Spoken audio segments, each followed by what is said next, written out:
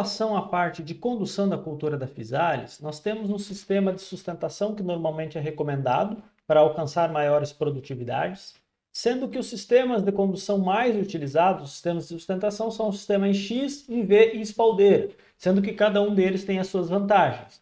No sistema livre, nós temos uma maior dificuldade de colheita e de realização de tratos culturais, o que torna um pouco menos prático em termos de produção. Em termos de espaçamentos, os espaçamentos variam de 3x2 até 3,5 por 0,5 ou 3 por 0,5, sendo que os espaçamentos com maiores densidades têm contribuído para aumentar a produtividade por área. Sendo que as linhas então ficariam espaçadas aqui em torno de 3 por 1 quando for em sistema em X, ou 3 por 0,5 em sistema em espaldeira, que foram os sistemas mais produtivos. Além disso, tem o sistema em V, mas o sistema em V não foi tão produtivo quanto o sistema em X ou em espaldeira. Então, aqui só para ter uma ideia do que é o sistema livre, é o crescimento normal das plantas, sem sistema de condição nenhum. O sistema em espaldeira é quando nós fazemos uma cortina de ramos que crescem na vertical, sustentados por um sistema de amarrio. Quando nós temos o sistema em X, nós temos 4 pernadas abertas, formando 2 Vs, praticamente. E o sistema em V, que é um V, só com 2 pernadas por planta, então que vão ter o crescimento. Aqui o crescimento, então, do sistema livre, as plantas conduzidas em X, com as 4 pernadas, o sistema em espaldeiras, que é só a cortina, e o sistema em V, que são só 2 ramos por planta. Nós podemos perceber o desenho dessas plantas aqui para a gente poder esquematizar, então o sistema em V, o sistema em X e o sistema em espaldeira, sendo que qual deles é melhor? Nós temos 2 estudos que foi conduzido. Um primeiro estudo apontou que o sistema, aqui na safra 2006-2007, não teve diferenças entre os sistemas. Na safra 2007-2008 se destacou o sistema em V e o sistema em X, porém, quando foi feito novamente estudos, verificou-se que o sistema em espaldeira, com espaçamento de 3 por 0,5, conseguiu maiores produtividades. Ele não foi mais produtivo no sistema, mesmo no sistema de 3 por 1 ele foi mais produtivo, mas no sistema de 3 por 0,5 se conseguiu quase 6 toneladas por hectare. Também aqui teve uma pequena diferença em termos de tamanho de frutos, mas não chegou a representar uma diferença estatística. Tá? Então, tanto o sistema em X quanto o V quanto a espaldeira foram interessantes, sendo que o sistema em espaldeira e o X foram mais produtivos. Então, o tutoramento contribui para aumentar também o tamanho e a qualidade de frutos quando comparado aos sistemas não tutorados. E nós temos aqui, então, um aumento também dos teores de sólidos e solúveis totais quando nós fazemos o sistema de condução em X ou em V, o que nos permite apontar que a condução do sistema em X é um dos melhores porque consegue aliar produtividade maior com um melhor teor de sólidos solúveis totais. Além disso, no processo de colheita, a colheita é realizada lá pelo 3º a 5º mês após o transplante, então vai depender um pouco da altitude. Claro que em temperaturas mais quentes ela vai desenvolver mais rápido. E ela vai ser realizada com repasses semanais, de preferência fazendo a colheita no estado de vez, colhendo nos horários em que a fruta não está molhada.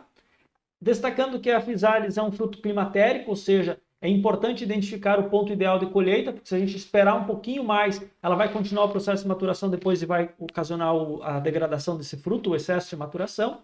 Sendo que, dentro dos métodos que são utilizados para identificar o ponto de colheita, o mais utilizado é a cor do cálice. Então, como ele é colhido com o cálice, geralmente aqui no ponto 3 é um ponto considerado adequado para fazer o ponto de colheita até o ponto 4. Se nós deixarmos para colher no ponto 6, que é o ponto ideal de consumo, ela já vai ter passado um pouquinho do ponto de maturação. Então, aqui só para ver, o ponto fica entre o 3 e o ponto 4, o ponto ideal de colheita. Se você for colocar direto no mercado, já utilizar rapidamente, talvez até no ponto 5. Então, aqui só para ter uma ideia de qual é a escala de maturação, de 0 a 6, sendo que aqui no 4 o fruto fica de cor alaranjada clara e depois ele vai melhorando a coloração, fica até uma cor de alaranjado intenso.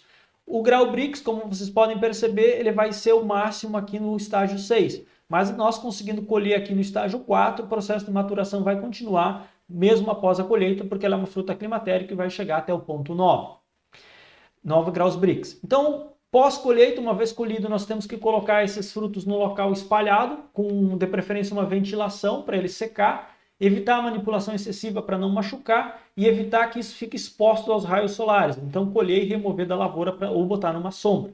Descascar os frutos danificados por pragas e doenças. Esses frutos são destinados principalmente para a indústria, tá?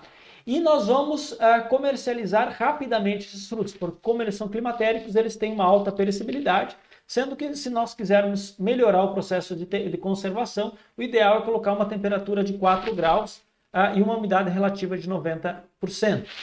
Um estudo que foi realizado para conservar eles em umidade relativa de 70%, sem o cálice eles conseguiram conservar por 3 dias a 18 graus e a 5 dias por 6 graus. E com o cálice eles conseguiram aumentar o período de conservação para até 20 dias a 18 graus e até 30 dias a 6 graus. Ou seja, nós conseguimos aumentar o período de conservação desses frutos quando nós estamos trabalhando com a conservação com o cálice sem separá-los.